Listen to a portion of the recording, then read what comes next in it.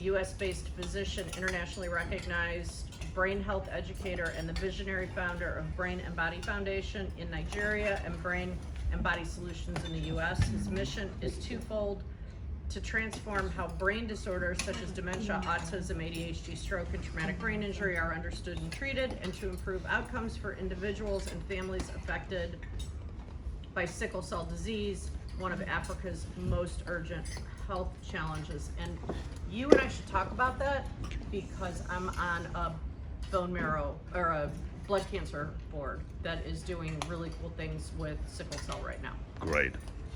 So, without further ado, Dr. David, thank you. Thank you. Thank you, Gina. Good evening. Oops, knock that over. Just let this happen. Okay. Okay. Good evening, everyone. Thank you. It's an honor to be here. Let me get this out of the way. It was a great experience last time. I hope this one is too. I'm going to talk to you about brain health. Really, it's more about brain health and dementia, with a slight focus on women, because I don't know if we all know this, but women have it twice as bad when it comes to dementia. The burden is greater on women when it comes to caregivers, and it was shocking to me when I first came here a few years ago that very little attention is being paid to it. And I think if you look at the numbers for the next 15, 20, 30 years, the incidence and the rates of dementia are just going to explode. And most of the people, like I said, who are going to be coming down with dementia are currently in their 30s, 40s, and 50s. And these are the women primarily.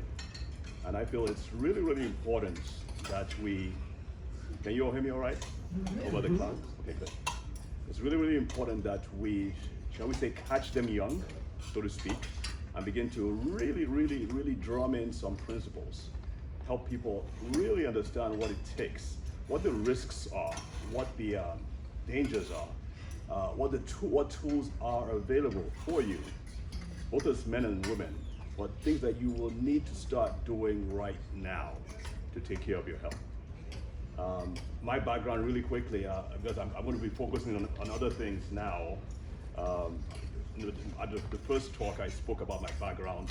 I started about 10 years ago. We celebrated our 10-year anniversary in Nigeria. And our whole entire focus at that time when we first started were kids with disabilities. So autism, cerebral palsy, eventually sickle cell disease. And the goal was just really to help them function a little bit better. And I felt they were just, most of them were from very, very poor families, so they had nowhere else to go. And so we figured out ways to help rebuild their brains, help their brains work better. Obviously, we couldn't use the standard medication because, quite frankly, standard medication doesn't really work all that much for the brain in general. Yes, ma'am? Can you speak up just a little? I'm struggling. Okay, sorry, I will try. So, we couldn't use standard medication. Let me see, maybe I can do this. Come all the way over here. How's it? Yeah, Yep. yeah. Okay, good. So we couldn't use standard medication because, quite frankly, there are many medications that simply don't work as well. Some of you may have found that out already. Same thing with dementia, same thing with Parkinson's disease. So we had to figure out ways to rebuild their brains without the usual conventional treatments. And eventually, as we got successful at it, the government began to support our work. And eventually, people with, older people with brain problems that are coming our way. These are people with strokes, dementia, and Parkinson's disease, and so on. So I still treat all these conditions. Many of my patients are virtual, but I treat brain disorders from the womb to the tomb, I guess, is what you would call it. But I guess this has been long enough, so you've seen all the statistics. It's really, really, really bad. And the US is leading. This used to be true at one time. Unfortunately, most people are still being told at this point that there's no prevention in this city. medical professionals, I've heard them tell me directly that well, you really can't prevent dementia. And once you have dementia, you really can't treat it. That's the end. It's an incurable, terminable disease. I've got to tell you folks that is simply not true. It is simply not true. Now, it's true from a certain perspective that given the standard treatments, it's incurable. Now, that I would agree to.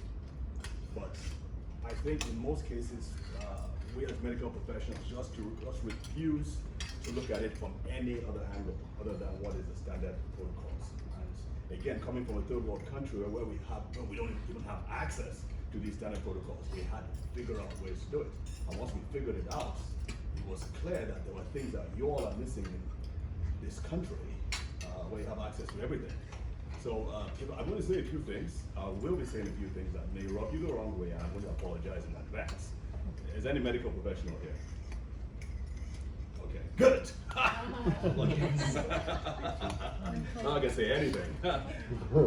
So your goals, so that's a normal brain on the left side and an abnormal brain with full-blown Alzheimer's disease. There's a loss of over 30% of brain tissue. That's Same age? No, probably not the same age. But it may, I don't know, I can't tell you what time. The whole point is, gosh, I wasn't expecting questions like that. I'm sorry, I feel like it's important to know what, if you're looking at the brain of a 30-year-old Yes. versus the brain of a 75-year-old, That's you an excellent would point. expect to see significant differences. Correct. That's an excellent point. I didn't mean to throw. No, I'm just messing with you. It's an excellent point. It may actually be a brain of a 25-year-old and a brain of an 80-year-old. But the point being is this: an 80-year-old max shrink rate is about 10%. This is over 30%. Okay? So, and there's a lot of other things going on in that brain as well. Your mission, don't say it. Okay, don't say it. Should you choose to accept it,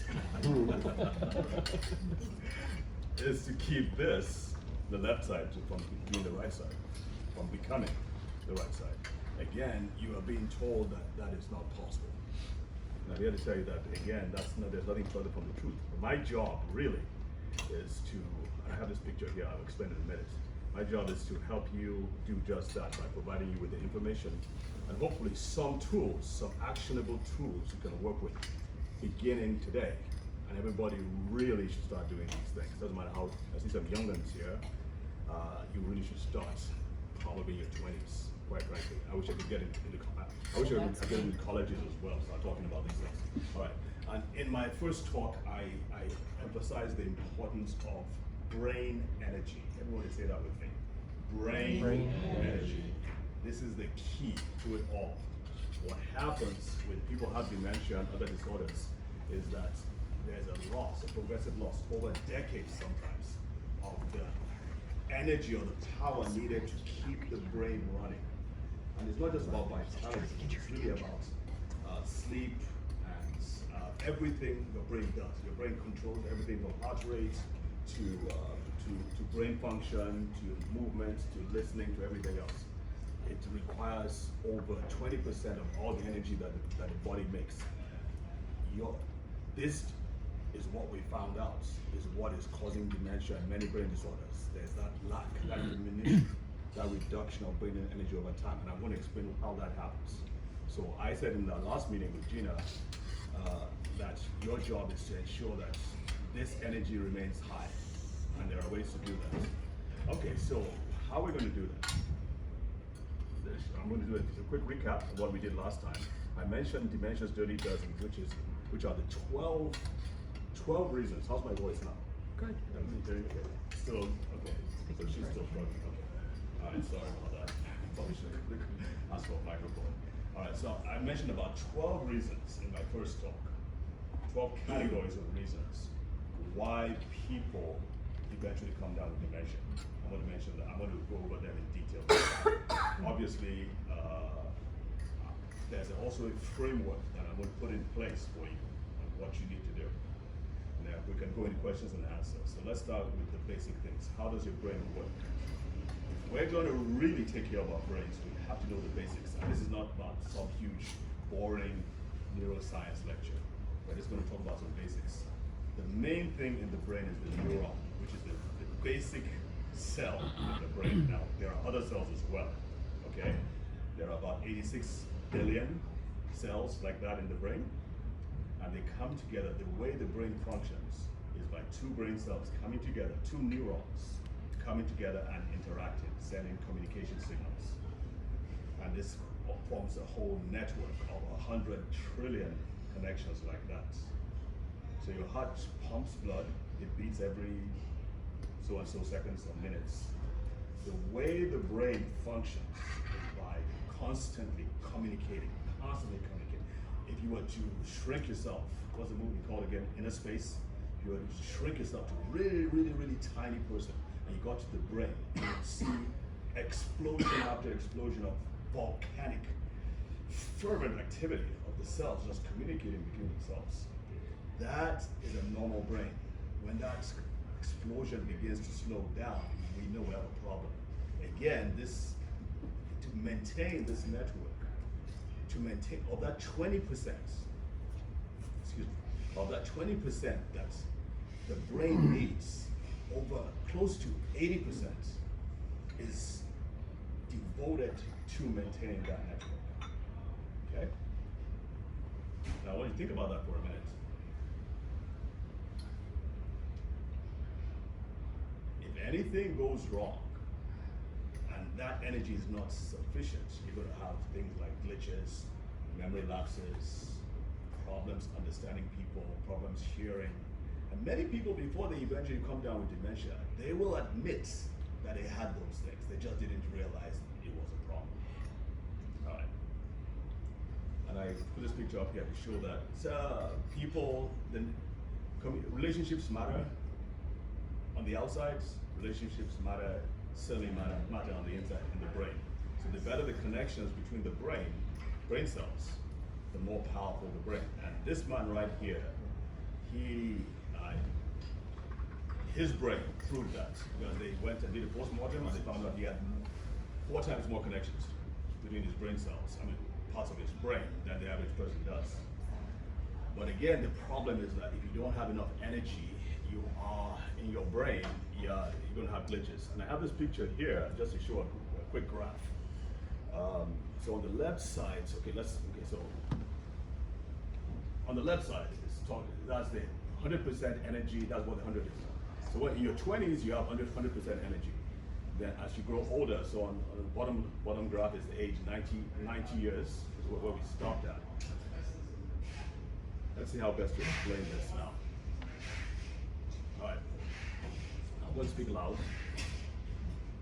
So on average, people, when you get to be about 90, you've lost about 35% of your energy levels, okay? What is crucial is that you don't get to 50%. Because that 50% is when you hear about MCIs, mild cognitive impairments. And then at 40%, you have full-blown dementia. So the brain takes notice of this, and it begins to shut itself down.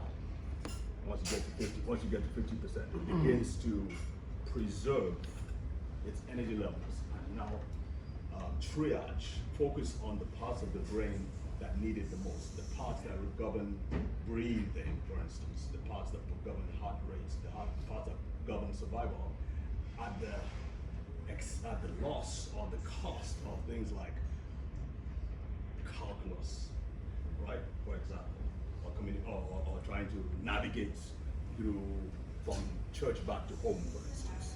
All those things are not important in the whole frame of things. You see what I'm saying? All right, so that's the average. Now for men, it's pretty much a nice drop, that's the blue one, goes all the way down. Now women, and this is where it's really important, is that at the time of menopause, there's almost a 30% drop for many women. Many women, yes ma'am. No, I'm just raising my hand. Some people can relate. All right, so some people drop as much as 30%. Now, fortunately, many people recover. Some do not. And that is one of the reasons, I'm not saying that's the only reason, it's one of the reasons why women tend to have higher rates of dementia than men, because of that energy Now, the green dotted line refers to if you have hormonal replacement therapy in time. There was a study about 20 years ago that really messed this thing up for women, that made everybody scared of using hormonal replacement therapy, and it caused a lot of trouble and sufferings and heartache for a lot of women. Fortunately, they're coming back around, and we're now emphasizing the importance of using hormonal replacement therapy around the time of menopause. And I think that's a good thing. Okay, enough graphs. The other thing that low energy does, not enough energy in the brain. Yes, sir? Would you go back to that slide just before this? This one? Yes. Okay. How does physical activity play into it? Depends. It helps to prevent. It helps to physical activity helps to rewire the brain cells, help them with connection. In some cases, too, it also boosts brain energy. So any kind of like really sustained exercise is considered physical activity, or is there a So different definition for it? well, physical activity covers everything. However, it's also we emphasize certain kinds of activity for certain ages and for certain sexes as well. So we'll probably get to it. But that's one of the 12 dementias Dirty Dozen we're going to talk about. Okay. All right. Move on. Thank you. Yeah, so another thing too is we've heard about amyloid plaques causing dementia, right? So another thing not having enough brain energy does is that you are unable to remove toxins from your brain, because that requires a lot of energy, and it happens during sleep or at night. So one of the reasons why people with dementia have amyloid plaques is because they are unable to move the plaques, unable to move the toxins and proteins. Now, the entire focus of our current treatment is on removing that plaque. Now, after what I've just said, how much sense does that make? Seems like it's part of a fuller treatment, Well, let me ask but you not this. the only treatment. Well, let me ask you this. If you remove the plaques, does the energy return? I don't know. Can't. Because that's, like I said, it's been going on for decades. And there are different things that cause energy to reduce. So the plaques, removing the plaques is not going to solve the problem. It may for some people, and they're doing tests on this latest drug. But the fact of the matter is that you've got to let the main thing be the main thing, which is the energy supply. And I pray that somewhere, someone somewhere is working on that factor. Now, we found ways around it. Again, from a third world perspective, we can fix that. But what we need is a drug or whatever it is that can be deployed worldwide that helps preserve and restore brain energy, because that is the crux of the matter. Everything else is secondary to that. Yes, ma'am. What about the research that shows the connection between sleep and less plaque buildup? Yes. I mean, the swelling of the brain that occurs during sleep and Yes. flushing. Shrinkage, actually, is the opposite. The brain shrinks. But there's more fluid in the brain, according Correct. to research, that helps flush out this plaque. But if you don't sleep, or if you sleep poorly, Yes, ma'am. or not at all, Or not at all, yes. none of those stuff. Then you will not be able to take care of that. That's an excellent point. Yes. Okay. So yes, poor sleep will increase your risk of dementia because it raises the chances of you having an accumulation of toxins and, of course, plaques. Got it?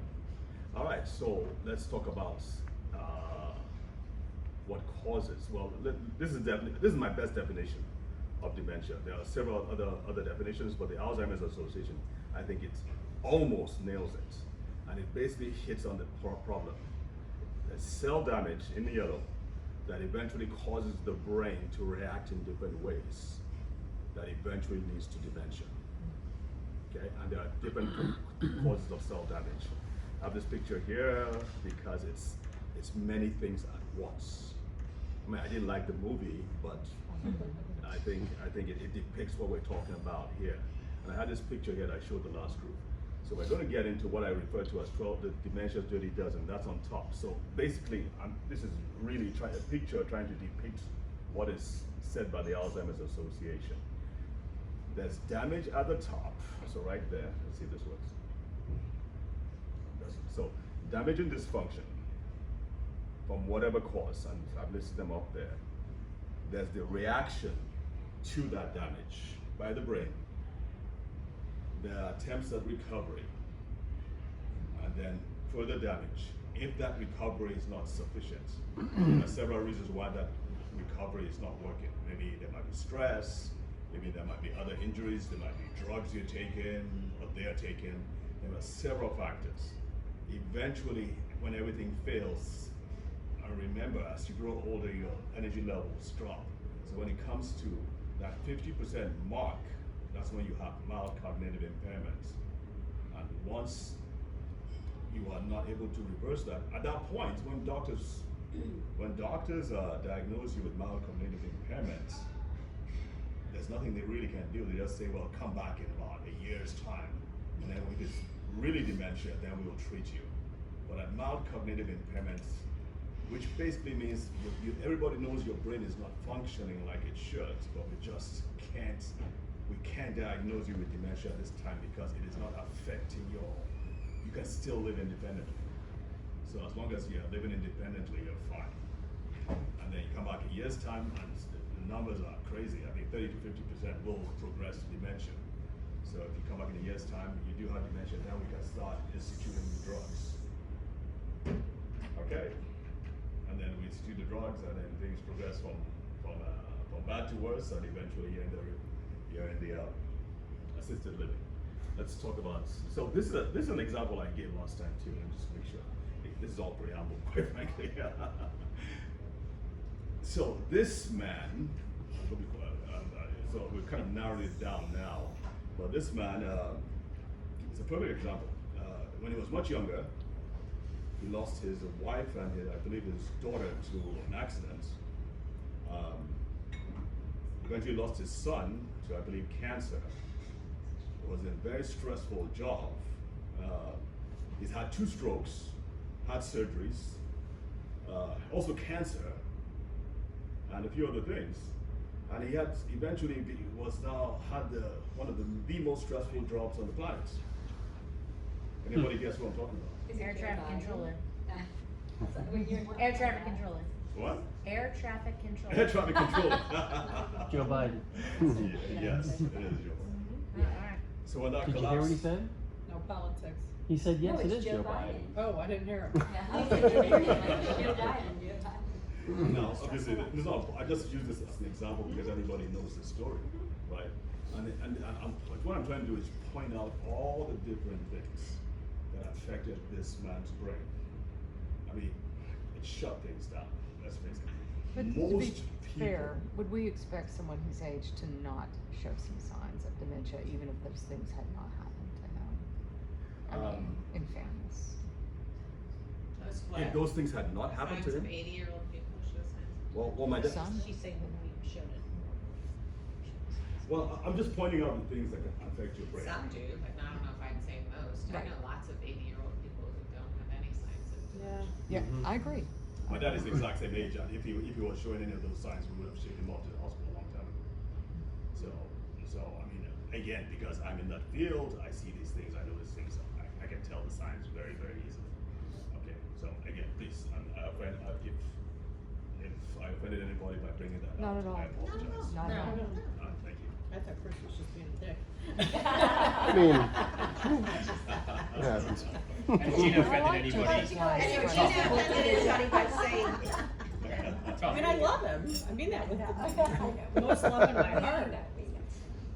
Okay. I'm finding this First time fascinating. Glad we took care of dementia, that. calling someone a All right, so I want to talk about what I've come to call keeping your marbles as opposed to losing them, right? And I'm going to admit this to you. I work with the Alzheimer's Association as a volunteer for over a year, and the reason I reached out to them was because I was concerned about the Black community, and I realized that many Black people were simply coming down with dementia. Again, Blacks are twice as likely to have dementia than whites. And I wanted to reach out and help them point out these things so I could help them make the changes they needed to make. And so I noticed, I noticed that certain illnesses which lead to dementia had greater preponderance prevalence among the Black community, things like hypertension, cardiovascular disease, diabetes, and so on. And at the same time, they did not have the protections in place. And when I mean protections, I mean things like the right nutrition, the right exercise, the right cultural activities, and all those things. So they were not getting the protections. They were not going out in the sun, for instance. Like I felt that they should be going out in the sun. And that's another story entirely. And so they didn't have, or we didn't have, we had greater attacks because of certain diseases, like I mentioned. And we had fewer protections. And then when it came to really going to get testing and to get treatment when things began to fall apart, again, we were falling short. They were not getting treatment like they should. So I came up with the 3 reasons why blacks in general didn't have dementia. Greater attacks, fewer protections or defenses, and number 3, not getting adequate treatments. When I realized this, I now realize when I started speaking in more diverse groups, I realized that these same things apply to everybody, not just black people. We just had to adapt it and see what happens. So that's how I came up with this, and these are the 3 main things that you can see from that picture. The red arrows refer to attacks, things that are damaging the brain. The green arrows refer to things that help to protect the brain. So, and this is a picture of a moat, and a castle and a moat. The brain is the city within the fortress. The moat is protection. You don't see the army right here, but it's there hiding somewhere. All right, so if you are going to protect yourself against dementia or to maintain brain health, you're going to do those 3 things, the opposite really. You're going to have to reduce your attacks, strengthen your defenses if you know what they are, and then know what questions to ask of your healthcare professional. Right now, most people have no clue what tests they need to check in on. Unfortunately, doctors too do not know what specific tests. So hopefully we're going to go into that. So the first and foremost thing to talk about are the attacks. And so what I did was that out of the 12 reasons, the 12 dementias, so so these are the 12 things. I think I showed you. Do you see the picture of the eggs? The 12 dozens? Okay. All right. So we've blown it up a little bit so you can actually see what they are. Do you see any patterns here? Does anything stand out to you? A lot of things begin with We all start with yeah, eyes. it's like eyes. I thought that was pretty cool. When I got to 5, I was like, we could push this a little. So I kept on looking, found out that now I have about 14 or 15 things to start with I, but I wanted to keep it kosher, so we leave it at 12 right now. All right, the ones in red are the attacks. So I use this when I'm treating patients or when I'm listening to or consulting patients. I use this as like a template. It helps me understand how they got to where they are and what I need to focus on when I'm treating them. Okay? Or insults? Is that just like somebody saying, "Hey Drew, you stink"? Exactly. I'm just kidding. I know I'm kidding. No, insults refer to toxins, pollution. Okay, so not like a verbal insult from somebody else. No. Your chances are less. You're good. Great, good news. Yeah. Our membership would drop drastically in this group. Tell Right? your spouse she can proceed. She can Yeah. Keep the insults coming I'm gonna take my own answer and bring it home. Yeah. about my husband there for a minute. Taking a picture. You won't believe what the doctor told me. Causing my dementia. That's funny. Yeah, I mean, so ideally it probably should be toxins, but come on. You need the eye. No, It does tell us just- that. yeah. It would be the mess. So why are some red ones Well, the red ones are the attacks. okay? All right. So remember, like I said, But we can't with the control illnesses, like, so we're thinking about let's go ahead and start. So these are the attacks. Let's start with illnesses. So there are about 4 main illnesses that we point to. I mentioned cardiovascular. That's the big one, really. You may not realize this, but things like hypertension over a long period of time, especially if it starts in midlife, especially if you've had it by midlife. But it seems like that age of 40, I don't know if anybody can relate to it, but that age of 40 is when things begin to, what's the word? Fall apart. It's crazy. I had someone call me. She hadn't spoken to me in years, and but she knew about my work. And she's like, Dr. David. She's like, she couldn't believe it. On the day she turned 40, she woke up with a pounding headache. Her memory began to fail. I mean, can you believe that? At that exact day. So 40s are really that time, that midlife is when things just don't work like they should. So you need to be aware of these things. All right, so. Can I ask a question? Yeah. So, a lot of time they talk about, if you are a cancer survivor, they talk about chemo brain and kind of the effect of chemotherapy and a lot of the cancer treatments on the Yeah. brain. Yeah. And then so how often, like how much does that, is that like a permanent effect, or, for my husband it was. Like, it's like, it's true, it's like, it's like he's different, and it's more than 10 years out, and it's still different from since that time. Yeah. Chemotherapy, especially on long term over a period of time, can really wreak havoc on the brain, especially the parts that are most sensitive, whether it's the personality or memory, those issues as well. Yeah. It's one of the Unfortunately, it's true. insults, I guess. Correct. Correct. So another I would be iatrogenic, which means caused by the doctor. What's the word? Iatrogenic. Trogenic. Iatrogenic. Iatrogenic. Okay.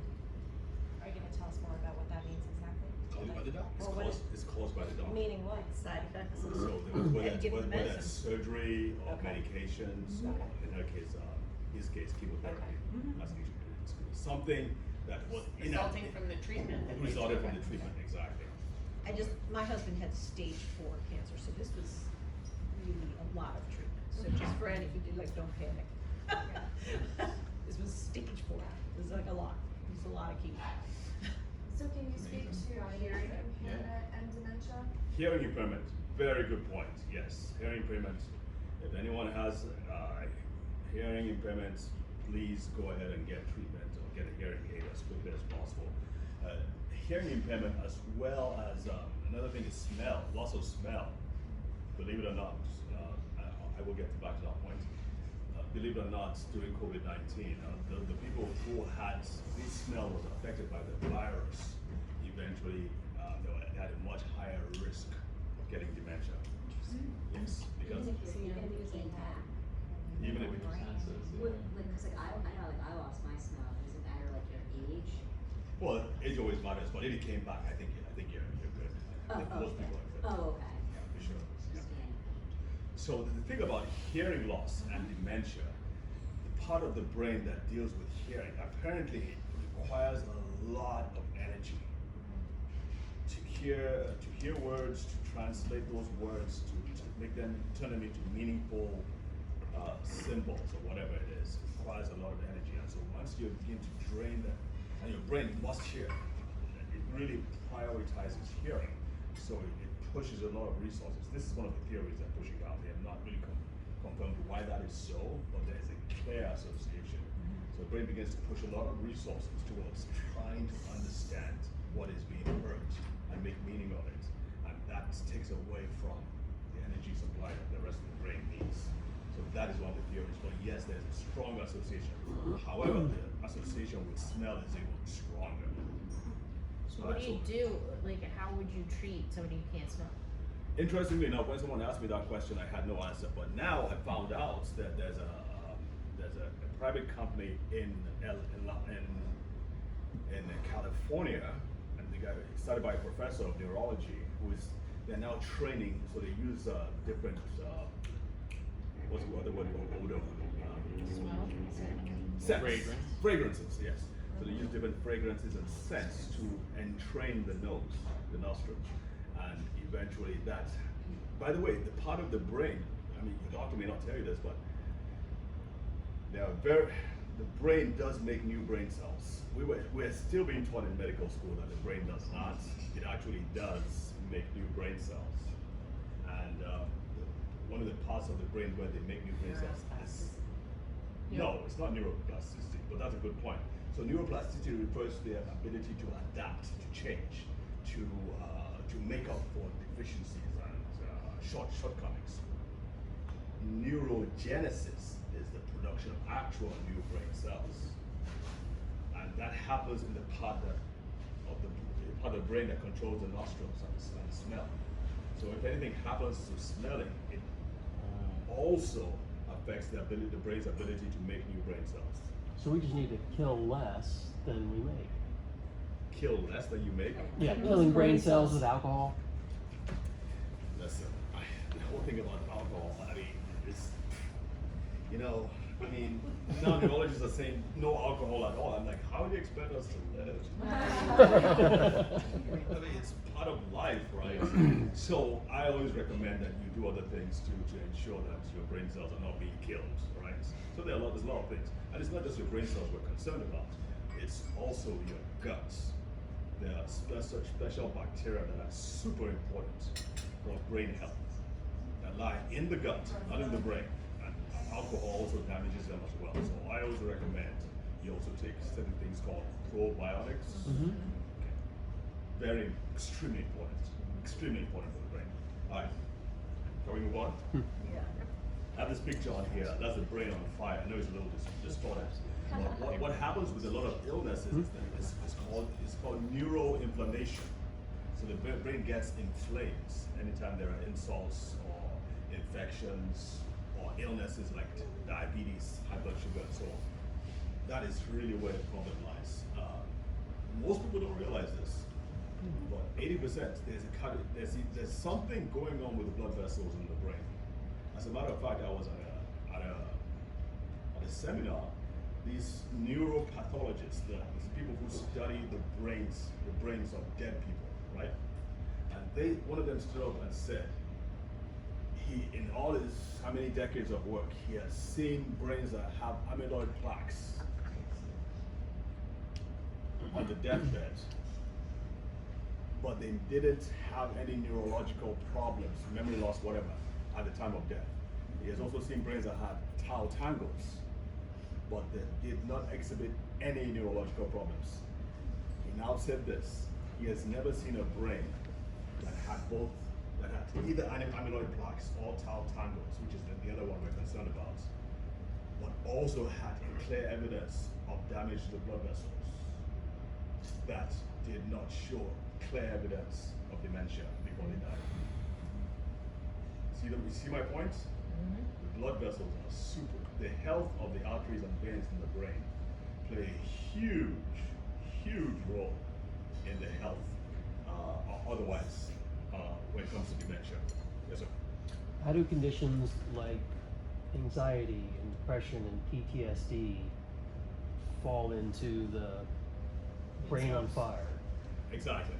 Yes. So all the stressful things, the common cause pathway is that they generate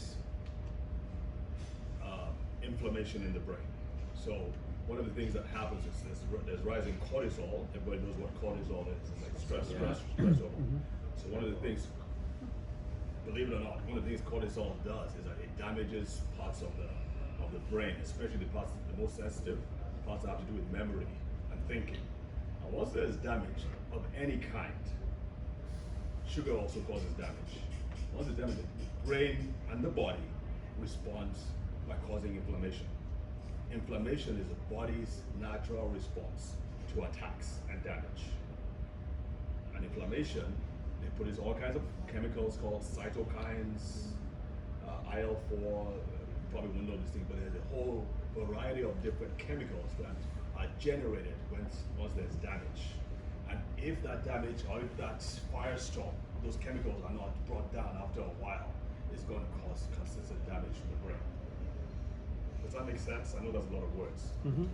Okay. So damage of any kind results in inflammation.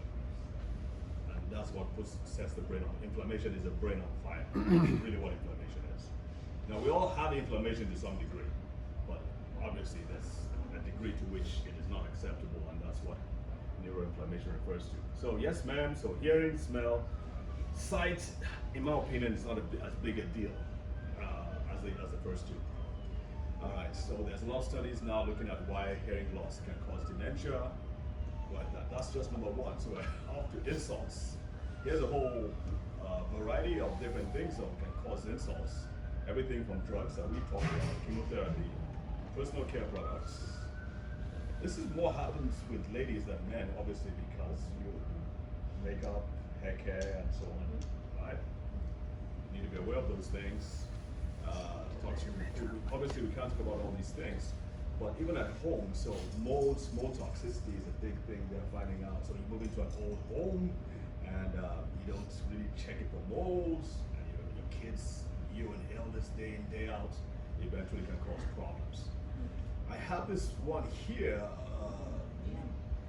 because this is something that most people, even doctors, are not aware of. Mm-hmm. So you have a reflux, you have ulcer, whatever it is, and then now we're just finding out now you're not supposed to use those reflux medications for more than 6 months. I had a patient who had used it for 40 years. Yes. Dementia. Yes. So after you stop them after however many number of years, Yeah. then does your brain recover, or you're just done if you've already taken them? It all depends. There's genetics, there's lifestyle, there's age, sex, whatever things going on. So it's all these other factors. The good thing is that there's always something you can do. Now, you can leave it and you can just leave it to blind luck or fate and say hopefully we'll recover. Well, obviously I don't believe in that. There's a lot you can do to reverse those things. All right. So another thing here, obviously, are the toxins in the foods that we are. Yeah. Yum. Yeah. That looks good, doesn't it? Yeah. Just the fries. Alcohol. I'm going to quickly. And all that Light help, pack. right? Yeah, right. Very healthy. These are all the things you can do. We Yeah. passed- These are the things you should do to preserve your brain. No, let's think a little bit. Let's just go past that slide. Air pollution and so on.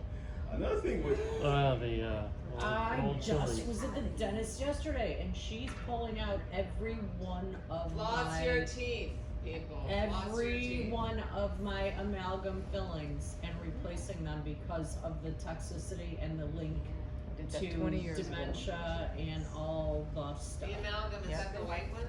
No, Nope, the that's the silver ones. ones are the amalgam. And she can bill for that. And she well, I got a cracked tooth, so it's got it expands and contracts, and it cracks your teeth. So if you've got them, get them out. is this person a functional dentist? Yes. Okay. Most dentists will still, till their deathbeds, will still deny that this causes anything. Oh no, she was like, I it's don't know got anybody who uses them anymore. They stopped using them. Right. A long time But I ago, don't but think it's a matter of everybody replacing the says old take ones. them out. Which if you live long enough, Usually, they'll they, just what break up usually and you have happens to. though is you get more cavities and they have to take them out because they don't, This they was do yesterday. tend to have additional cavities.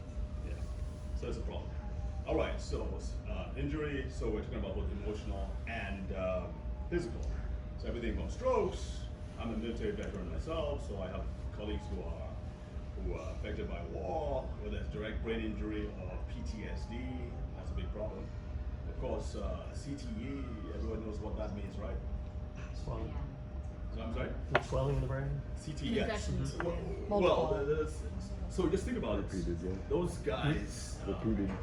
So I'm looking at the M&T stated right now. So those Yeah. guys, the helmets can only protect you so far, right? I mean, it can protect against direct trauma, but it's all, you're also thinking about all the acceleration, deceleration injuries. It's moving a million miles in one direction, someone hits you in the other direction. There's that whole whiplash, there's a whole, the brain is held together by a lot of tiny blood vessels. And many of them have these minor tears that go on. And this happens day in, day out, week in, week out, week in, week out. And eventually can cause things that eventually can lead to dementia. All right? Number 5, the history of sexual and physical abuse. Maybe it happened in childhood. What we're finding out is that those things that cause that stress, so we talk about emotional stress like PTSD, those can continue to reverberate through the decades and just lie under affect personality, cause increased sense of awareness or anxiety, but nobody really thinks about it much until a person turns about 60, 70, 80, and then that accumulated effect of that neuroinflammation, those inflammation will eventually lead to dementia. They're now finding out that there are certain immune cells in the brain that react to those experiences, and they're happening, they're going on under the surface for a period of time, and eventually weaken the brain and make it more vulnerable to dementia. All right, I have fractures there because it's very important. I'm really referring to hip fractures now, because that's what the hip bone or the long bone is one of the largest bones in the body. When that happens to a 65, 70-year-old woman, especially a white woman, black women tend to have stronger bones, but white women tend to have frailer bone, more frailty. When that happens, it's like everything else that was in equilibrium before, it's like a shock to the system.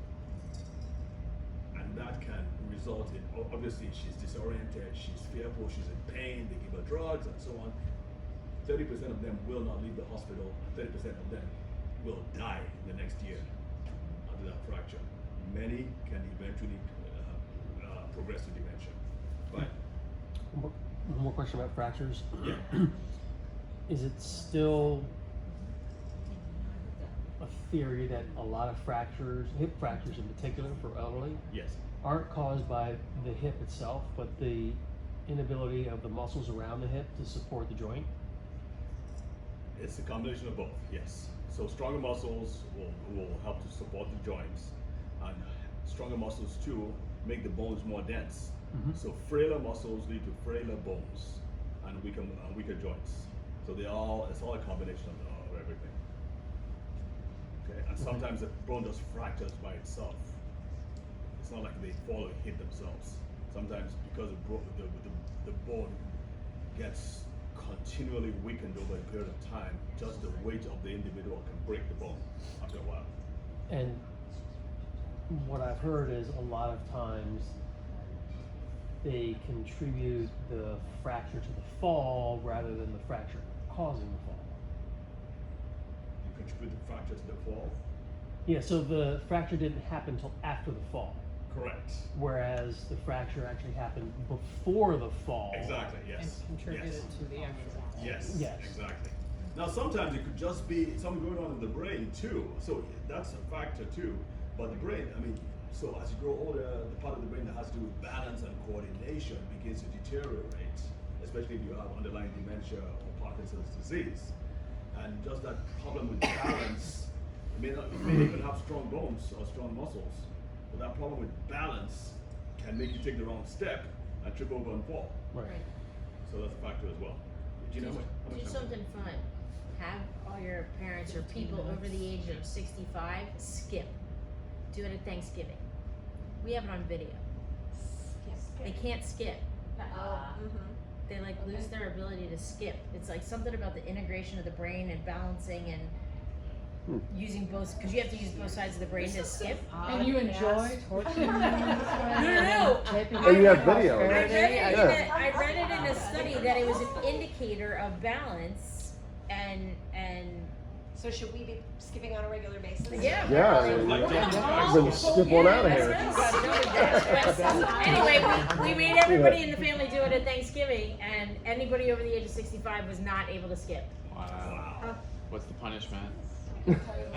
No more wine.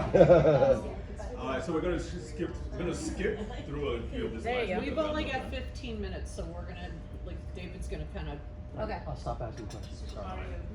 So, all we're doing is just highlighting the problems that can cause dementia. So, How about if we highlight what we can do?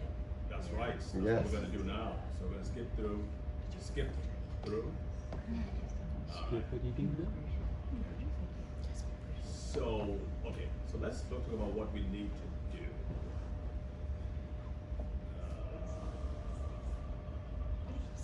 Stop, Go back to Go back to the Go back to the vitamins. supplements. Yeah, the big 7 or whatever that is. Yeah. The big 7, okay.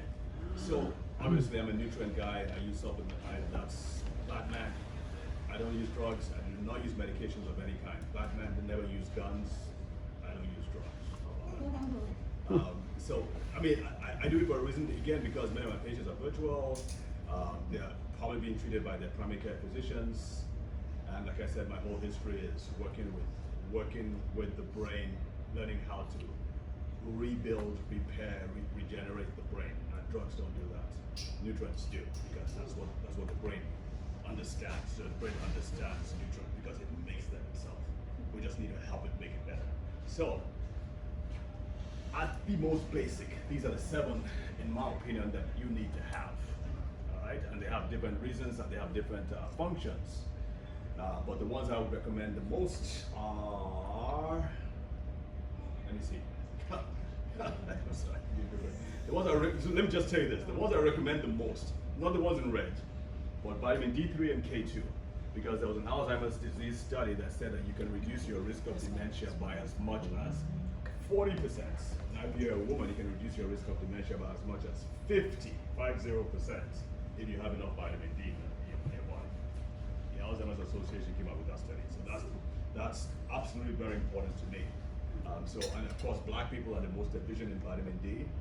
You have to take K2 to absorb the D3 anyway, so you have to take Yep. it together. Well, you need K2 to drive the calcium. It's the calcium we're concerned about. D3 can get into your body, but what D3 does is it raises calcium levels. So you need the K2 to drive the calcium from the blood and the soft tissue into the bones and teeth.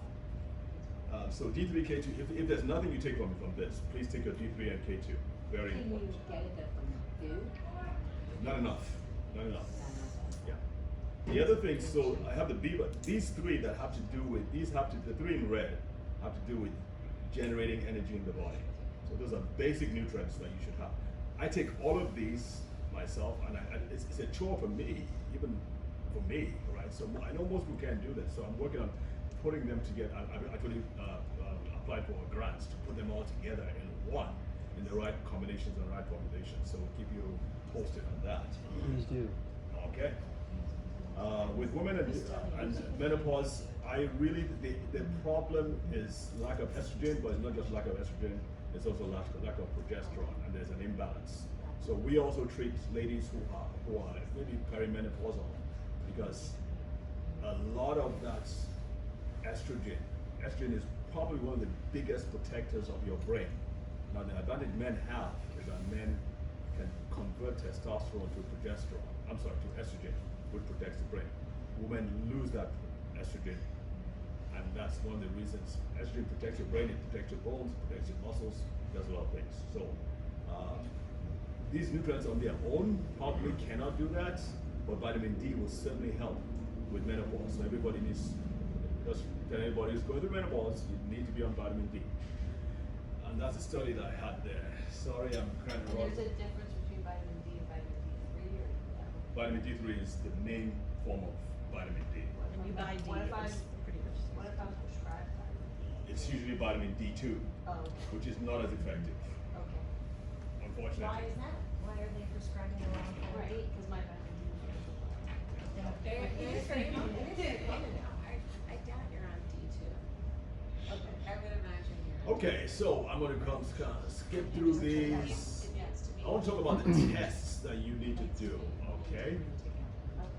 Alright, so these are the 7 tests, in my opinion, that you absolutely need to be doing every single year. Every year. Every single year. You need to have a We do. baseline, and you need to be able to check it every single No, I year. don't. Yes, we do. This is all shit. Homocysteine? That's all shit that Bonnie tests. I don't know if I do all these. I do. I certainly don't do fasting blood sugar. I do. Right? I thought everybody. Sorry. Yeah, we do, but- No problem. You all I got don't that? get to eat. No, it's Hey, this Dana. is the tests you're supposed to have done. Yeah, you can- These will give you probably more accurate than an MRI scan or an fMRI scan or whatever. It'll give you a better picture of how your brain is doing, all right, and the risks involved. All right, so I just want to end with this.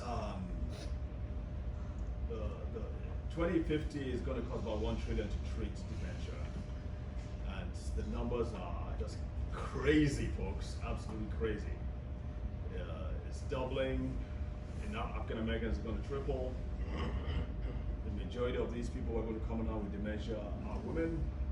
They are now in their 30s, 40s, and 50s. All right. We need to get through to them. Here's more statistics. I just felt I needed to depress you further. So, Very uplifting presentation. right.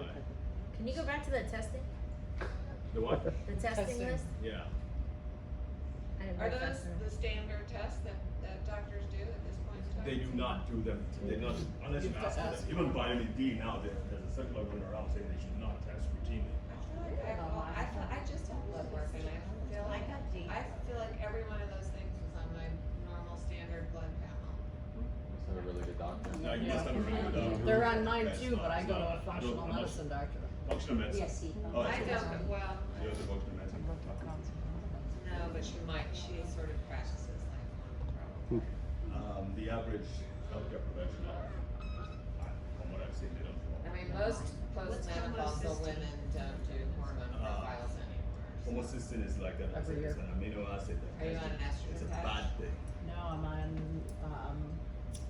bioidentical hormones. Same thing, so. Yeah. That's why you get it. Yeah, I get it done every year. I mean, I get it because I have an estrogen patch. How long do you recommend women stay on HRT forever? Yeah. The new studies are Definitely. saying forever. Oh yeah, I mean I Unless would. you have a contraindication. Yeah, is there a reason that some doctors aren't putting women on? Because they're stupid. No, so there are contraindicators for certain people. Right, but Who have, and there are certain risk factors depending on what the HRT that you're looking at. But, so if you have a history of breast cancer or breast cancer in your family, that would be a contraindication to go on estrogen, for example. So, you know, but the general consensus used to be based on this very poor study that came out and said estrogen was causing all of these terrible things and breast cancer. Our generation, or really people, not yours, but a little bit ahead of me, yeah, we all got told no Take it. HRT. Now the thought is every woman should have it unless it's contraindicated. Is the sort of, and it was only until age 60 or 65, and now it's like you stay on it forever unless there's some other contraindicator, like if you get breast cancer or something.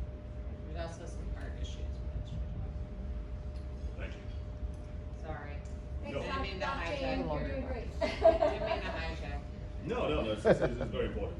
But on average, I think, unless, like I said, there's some contraindication, the advantages and the benefits of having optimal hormonal levels far outweigh, in most cases, most fears, except of course for breast cancer. But it's not just about estrogen, by the way. I find most doctors emphasize estrogen, but they don't emphasize progesterone like they should.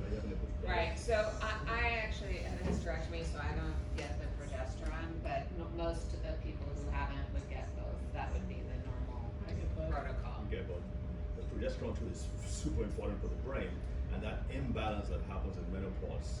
What happens is that both of them drop estrogen and Not that I'm progesterone. old enough to be a menopause person.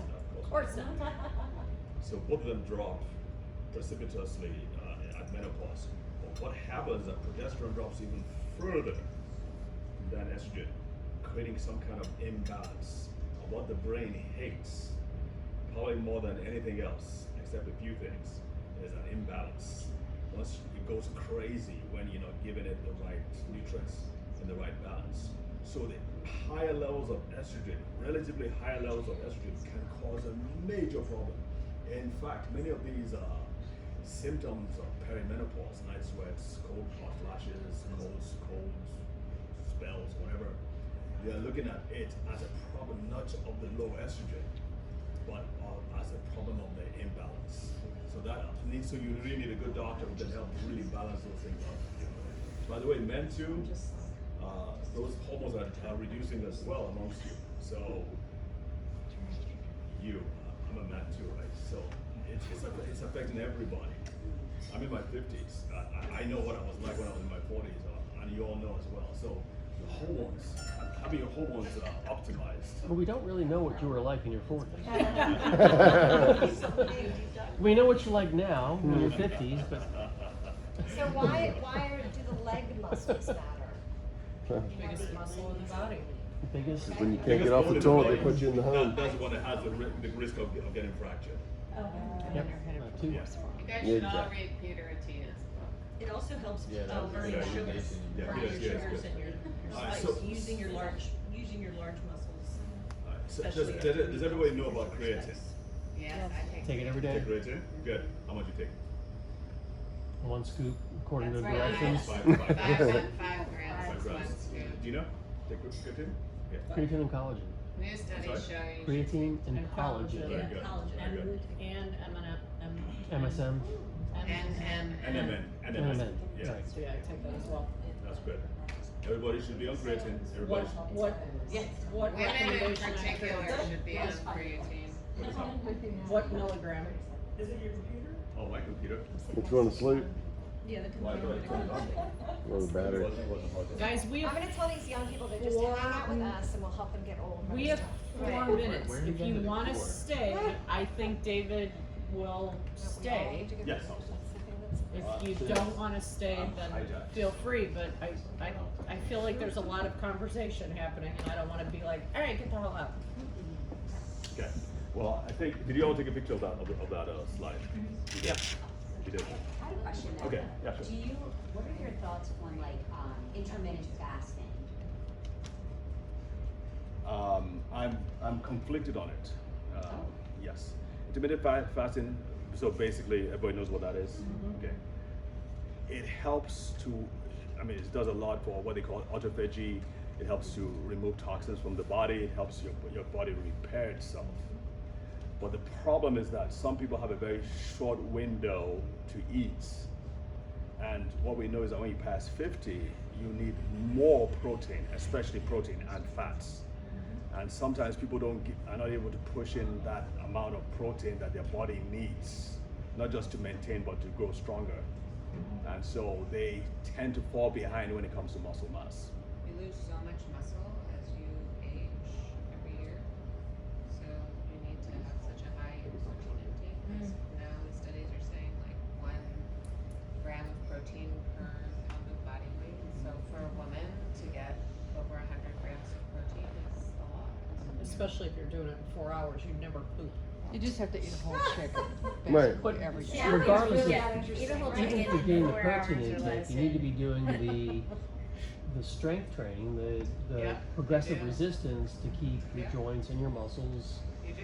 strong. Keep going. Yeah. Okay. All right. So Thanks, Mia, thanks, Lauren. Keep going. yeah, so that's a factor. Another kind of supplement I would recommend is amino acids. There are some amino acid brand chain supplements that specifically help you build muscle, amongst other things.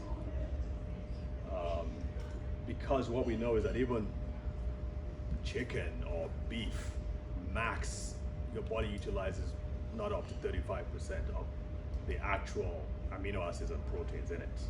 The rest converts to sugar or something else. So carnivore diets, those on the carnivore diet probably get the most amount of protein, because beef is, when I talk to, most people don't realize this, but beef is probably the most nutritious food on the planet. Maybe after beef liver, but beef for sure, actual steak. And some people, I don't know of any other food, I'm not a carnivore by the way, but I don't know of any other food where you can eat the same thing twice a day, 3 times a day for a decade. You can't do that with broccoli. You can't do that with kale. You can't do that with spinach. Probably can't even do that with chicken alone. But beef, it seems the body, especially, and some people just can't do it, but it seems like the body really uses it well. I read an article, seems to be a theme around here, that if you take a supplement that has all 5 amino acids in it, Yeah. there's probably not enough of any one in the supplement to be meaningful. So is there, A, is that true? B, if it is true, then what are one of the 5 that we should be looking at specifically for maximum benefit? I would say that would be leucine. So leucine, there are about 9 essential amino acids: leucine, isoleucine, and valine. Thank you so much. Bye. Thank you. Appreciate you. Thank you. Bye, Leuc- ladies. Bye. Thank you so much. Thank you. Thank you. So leucine, isoleucine, and valine are probably the most important ones. There are 9. Valine, B-A-L-I-N-E. Those are the ones that help to rebuild the muscle I mass. heard of that. Learn something every day. Yeah. I will circulate the email list to you, Okay. so that you can say thank you to everybody. Oh, great. Thank you. And if you, I mean, I can send out the slides because obviously we had to rush through a few of them and all that. We're more than happy if you respond and let me know you want the slide. We'll send you slides. We also have the Dementia's Dirty Dozen, where actually it's an ebook. We actually make it available for free. So if you want that as well, so you can just read through each of these things. Right. Yeah, I'll do Thank you. a round robin to everyone, include you in on it, so that if anybody wants to contact you, they've got your contact information, or they can talk to you about the ebook, or Anything else? whatever. Okay. Perfect. Thank you. Well, this has been fun. Thank you for your No, time. I thank really you. appreciate Thank you. it. This has been fantastic. Thank you. Thank you very much. Oh, I have one more question. Like, Yeah. how much protein should we be eating? A whole So- chicken a day. What? One One whole whole chicken. chicken a day. One chicken a day. Raw. Yes. Raw chicken, yes. Raw chicken, yeah. Have them forget in, about all that. run around the backyard. Not plucked. Not cooked, yeah. Yeah, so I mean, the standard answer is about 0.8 grams per kilogram body weight or pound body weight. So I'm 200 pounds, believe it or not. I would need about 100 grams of protein to eat a day. Is it? Yeah. No, 200 grams. 200 grams, I'll need yeah. 200 grams of protein. I mean, I don't. That's a lot of protein. I put in ChatGPT, so they said that would be about 26 eggs a day. Damn. Yeah, that's a lot. That's, That's that's a lot. expensive right now. Right. Yeah, right. Not a costume. Well, then they're not cage-free, free range. Oh, Sorry, they're not wearing sweaters. No, why am I wearing sweaters? Oh, boy. So Oh, many boy. things. 9 eggs a day this year at my house. Well, this looks good. I'm a little hungry. Oh yeah, you should. Do you want us to Do you turn want me off to your stop recording? your recording? Yeah, thank you.